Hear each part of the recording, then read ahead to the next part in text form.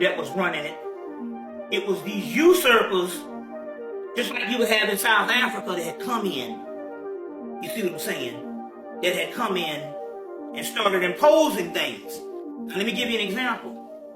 They talk about Roman genius, and they did this, the bathhouses and the aqueducts and all of this kind of thing. They said basically the Romans benefited from when they would go into places in Africa and around the ancient world and take slaves, and those slaves would take their technology and bring them back, and they would use their technology to build Rome.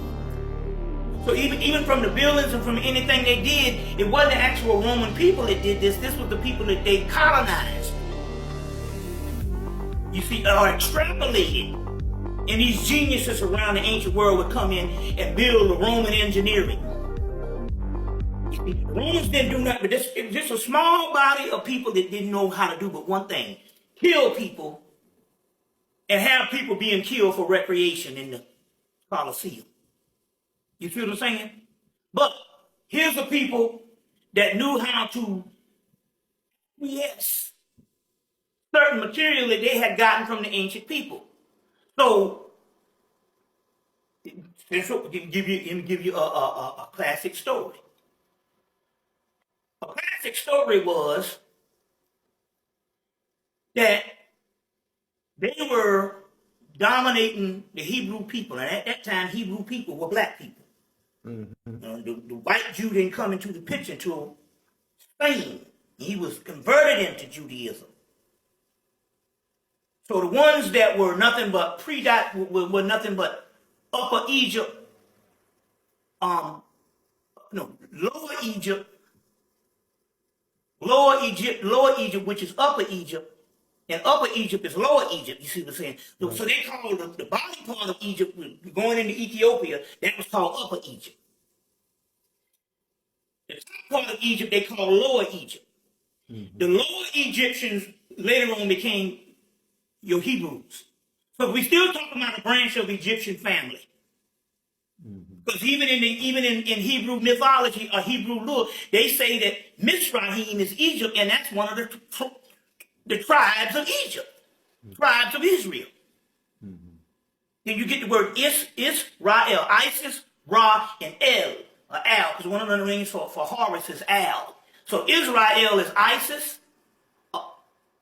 Ra, and El. Because Ra is also interchangeable as a form of Osiris, because Osiris is the hidden god. When you get the word Amen Ra, Amen means hidden. So Isis, Ra, and El, Al, son, Horus, Israel.